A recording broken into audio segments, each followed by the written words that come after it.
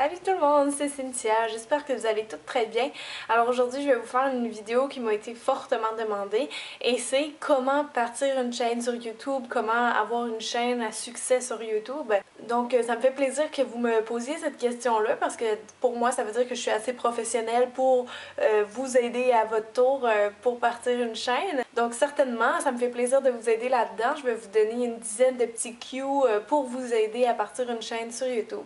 Donc première chose, évidemment pour partir une chaîne, ça vous prend un compte sur YouTube. Donc une fois que vous avez fait votre compte, vous êtes prête à commencer. Vous avez juste à faire ajouter une vidéo, puis vos vidéos vont uploader. Ensuite, vous pouvez les classer par catégorie, par playlist, etc.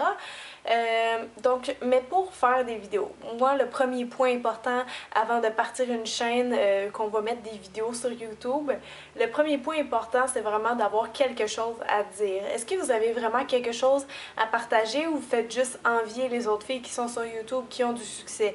Est-ce que vous avez vraiment quelque chose à partager avec les gens? Première question très importante à vous poser. Moi, le but de ma chaîne à l'origine, c'était vraiment de partager mes connaissances parce que dans la vie, je suis maquilleuse professionnelle et que je m'intéresse à la beauté depuis que je suis toute jeune, les choses de filles, les coiffeurs, etc. Donc, je me suis dit, avec tous les conseils que j'ai accumulés, j'ai sûrement quelque chose à partager. Puis je le faisais aussi, c'est sûr, un peu pour la visibilité en tant que maquilleuse, mais aussi parce que des chaînes en français, il n'y en a pas beaucoup. Vous savez, YouTube, c'est anglophone. Donc, des chaînes en français, il n'y en a vraiment pas beaucoup, mais des chaînes québécoises en français sur la beauté, il n'y en a presque aucune. Donc, c'est pour ça que je me suis dit, moi, je veux faire des vidéos en français pour aider les filles en français et je voulais faire des vidéos de qualité comme celles qu'on écoute puis qu'on aime en anglais. Donc là, c'est sûr, je viens de parler si vous avez quelque chose à apprendre. C'est sûr que si vous voulez partir une chaîne, par exemple, sur l'humour, ben ça sera pas quelque chose à apprendre, ça va être vraiment, vous allez être un comédien. Donc tout dépend de votre intérêt, de qu'est-ce que vous voulez partager avec les gens. Moi, je peux plus conseiller pour les chaînes sur le maquillage, mais au fond, c'est vraiment, c'est quoi votre talent que vous voulez partager avec les gens. Vous pouvez partir une chaîne sur le sport, sur la musculation, sur la cuisine, sur le scrapbooking, sur la peinture, le dessin. Il y a vraiment tous les sujets possibles qu'on peut faire en chaîne. Je pense qu'il suffit juste d'avoir un talent qu'on veut faire découvrir, qu'on veut partager, aimer aider les gens et bien sûr être une personne charismatique qui aime faire des vidéos, puis vous allez être vraiment bien parti pour commencer votre chaîne. Donc une fois que vous avez déterminé le but clair de votre chaîne, ça va être quoi le type de chaîne, vous pouvez passer à la deuxième étape. Donc ça demande évidemment une certaine préparation. Ça se peut que vos premières vidéos soient moins bons que vos derniers. Dans mon cas, c'est exactement ça qui est arrivé. Donc plus j'en fais, plus je m'améliore. Parce qu'à la base, je suis pas quelqu'un de spontané, mais j'ai beaucoup d'expérience dans les petites vidéos maison. Donc ça, c'est la première chose. Ça va être important justement de vous pratiquer peut-être un peu à parler si vous avez de la misère. Peu importe vous venez de quel coin de pays, on a tous un accent, mais je crois que le mieux, vu qu'il y a des gens de partout dans le monde en français qui vont vous écouter, le mieux c'est de se rapprocher le plus d'un français international. Donc moi j'avais très peur en commençant ma chaîne que mon accent québécois ne plaise pas aux Françaises et aux Français. Mais en fait, c'est vraiment un goût personnel, quoi. Donc, tant qu'on se comprend, ben, c'est important de parler clairement, de parler fortement.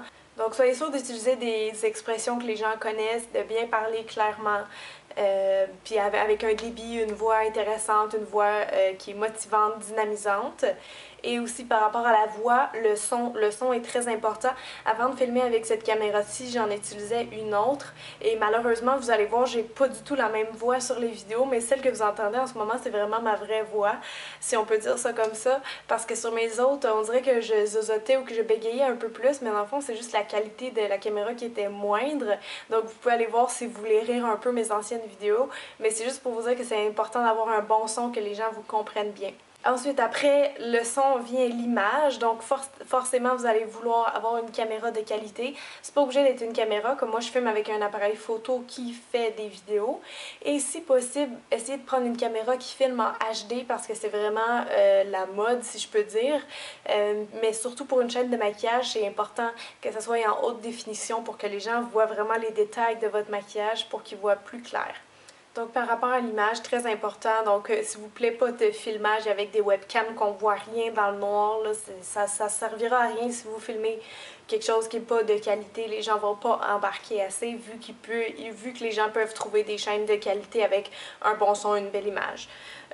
Donc maintenant, l'autre chose aussi qui est important, c'est le background. Qu'est-ce que vous allez mettre derrière vous pendant que vous filmez? C'est sûr que si vous faites des vidéos de maquillage, vous pouvez faire ça à peu près n'importe où. Moi, mes premières vidéos, si vous remarquez, ça se faisait justement un peu n'importe où. Dans le salon, dans la chambre, dans la cuisine. On essaie d'inviter, s'il vous plaît, la cuisine. Ça n'a pas tellement rapport avec le maquillage. Donc un fond blanc comme ça ou de couleur, c'est passe-partout. C'est juste assez pour faire professionnel. C'est une toile en fait que j'utilise, que je peux déplacer partout. Sinon, vous pouvez utiliser un mur avec une belle couleur, une tapisserie. Vous pouvez prendre des images que vous collez sur un background. C'est juste important d'avoir un beau fond à montrer, pas forcément des choses de votre vie privée. Vous voulez peut-être pas non plus que les gens voient dans votre maison. Ça peut ne pas être bon si vous êtes connu sur YouTube aussi, on sait jamais. Donc je sais que mon background est très simple, mais bon, c'est ce que j'utilise parce que moi je filme toujours devant les fenêtres pour avoir un éclairage naturel, donc je peux pas déplacer les murs, mais ma toile je peux la déplacer. Donc assurez-vous selon où vous filmez que vous ayez un bon fond, peut-être qui serait pas distrayant aussi. À part ça, ben, je viens d'en parler, l'éclairage. Idéalement, l'éclairage naturel, c'est lui qui rend le plus justice à vous, à vos couleurs, à votre maquillage. Donc, vous pouvez filmer avec ça. L'inconvénient, c'est que des fois, il fait pas beau, donc les couleurs vont être moins belles. Pendant l'hiver, on voit presque rien, donc il faut filmer dans le jour, très tôt. Sinon, vous pouvez toujours vous acheter un néon comme en photographie pour avoir un éclairage similaire à celui naturel. Mais faites attention, si vous filmez comme dans la salle de bain, souvent on a des éclairages jaunes puis ça va changer les couleurs de votre maquillage.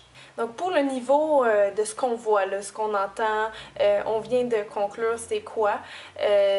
Vraiment d'avoir un beau son, une belle image, ça va donner beaucoup de professionnalisme à votre chaîne et c'est sur ce point-là que je veux vous parler, justement d'être professionnel dans vos vidéos, dans votre façon de faire, pas de se prendre pour quelqu'un d'autre, mais d'être vous-même, mais de bien le faire, pas vous parler comme si vous étiez n'importe qui, on essaie d'entretenir une bonne relation avec ses abonnés, de répondre aux messages, aux courriels, c'est sûr que ça fidélise aussi, d'être à l'écoute aussi des abonnés, de leurs besoins, de qu'est-ce qu'ils vous proposent comme idée de vidéo, qu'est-ce qu'ils ont envie d'apprendre. Puis le professionnalisme aussi, pour moi, c'est si vous voulez avoir une chaîne sérieuse, il va vraiment falloir l'entretenir. Donc, assurez-vous de voir combien de vidéos par semaine vous êtes capable de faire. Moi, avec mes autres emplois, c'est environ 1 à 2 par semaine. Donc, ces temps-ci, je vais vraiment uploader 1 par semaine. Mais il faut vraiment que vous soyez régulier. Donc, si c'est 1 par semaine, c'est 1 par semaine. Faites pas comme une pause de 1 mois puis revenez parce que le danger, c'est de perdre beaucoup d'abonnés. Donc, voyez-le comme un passe-temps, comme une activité ou même comme un petit travail, mais que ce soit fait de façon professionnelle. C'est sûr, après que vous filmez, vous allez sûrement avoir besoin d'un logiciel de montage. Personnellement, je prends celui qui donne déjà dans les ordinateurs, donc le fameux Windows Movie Maker, qui va pas tellement bien, on s'entend, mais moi je m'en sers juste pour couper puis pour mettre des titres.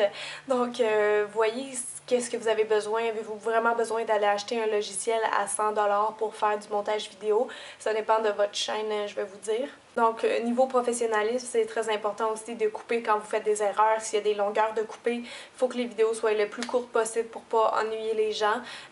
Donc, essayez de ne pas vous attarder sur des détails inutiles. Et maintenant, une fois que vous avez fait tout ça, normalement, votre chaîne devrait bien aller. Vous pouvez commencer à lui faire de la pub. Au début, moi, j'allais voir les chaînes, c'est qui aimait les chaînes de maquillage. Je voyais les abonnements des gens. C'est un peu de l'espionnage qu'on fait, mais c'est vraiment comme ça que j'ai commencé. Puis, vous mettez un petit message sur le mur de la personne. Vous dites, allez voir ma chaîne, je commence une chaîne de maquillage, de ci, de ça. Puis après ça, ça va aller vite que les contacts, les réseaux vont se créer. Puis, vous allez avoir comme un arbre de contacts, si on veut. Puis là, ça va être du bouche à oreille surtout. Vous pouvez demander aussi beaucoup de publier sur les réseaux sociaux parce qu'on sait que les vidéos sur les réseaux sociaux comme Facebook, ça fait vraiment fureur. Vous allez avoir des vidéos viraux s'ils arrivent à se promener sur Facebook d'amis entre amis. Donc au début, c'est important vraiment de vous faire beaucoup de publicité, peut-être même une page fan sur Facebook, peu importe. Comme moi, par exemple, sur mes cartes d'affaires de maquilleuse, il y a aussi le petit logo de YouTube, c'est écrit « Suivez-moi sur YouTube » pour faire le lien entre les deux. Donc faites la pub comme vous voulez, sans être dérangeant pour les gens. Puis une fois que vous allez avoir assez de notoriété, là ce que vous pouvez faire, ce qui est le fun avec YouTube, c'est que vous pouvez faire une demande de partenariat avec YouTube. Ça, c'est les chaînes qui sont assez sérieuses, justement professionnelles, qui mettent des vidéos régulièrement. Ils vont tout analyser votre compte YouTube si vous êtes vraiment une chaîne sérieuse et que vous avez assez de vues, assez d'abonnés. Alors là, ils vont vous proposer d'être partenaire avec eux et même de monétiser vos vidéos si vous voulez, bien sûr. Mais partenaire, en gros, qu'est-ce que ça vous donne? Ben, vous pouvez mettre une bannière sur votre chaîne avec un background, puis ça a d'autres avantages aussi. Et là donc c'est pas mal tout, votre chaîne va commencer à bien aller avec ça.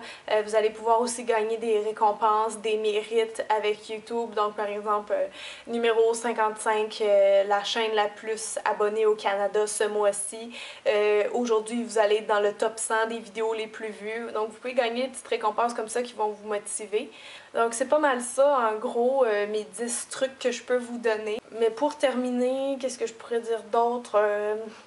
De vous faire confiance puis de vous dire que au pire si vos premières vidéos vous les détestez puis que vous voyez que les gens embarquent pas, vous pouvez toujours les supprimer, vous pouvez toujours arrêter votre chaîne quand vous voulez, c'est vous le maître de votre chaîne, inquiétez-vous pas.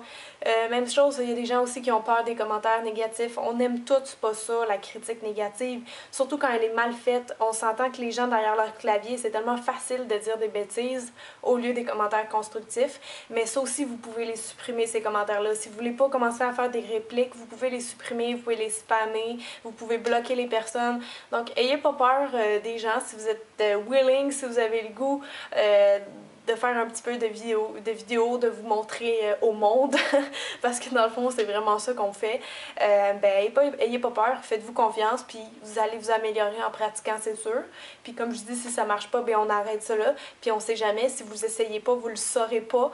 Donc essayez, puis si les gens embarquent, tant mieux. Donc moi, quand j'ai commencé ma chaîne, j'avais aucune idée de comment ça allait sortir, si les gens allaient aimer ça, mais finalement, j'ai persévéré, et puis oui, ça a commencé à porter fruit. Donc vous voyez aujourd'hui où ce que ça me mène, je suis rendue la chaîne beauté québécoise la plus connue, la plus vue, la plus abonnée si on veut. Mais tout ça c'est grâce à vous, donc merci beaucoup encore une fois. Je vous dis souvent merci parce que je vous aime bien gros. Et puis ma chaîne, ben, ça m'a apporté d'autres beaux contrats aussi par rapport à ça.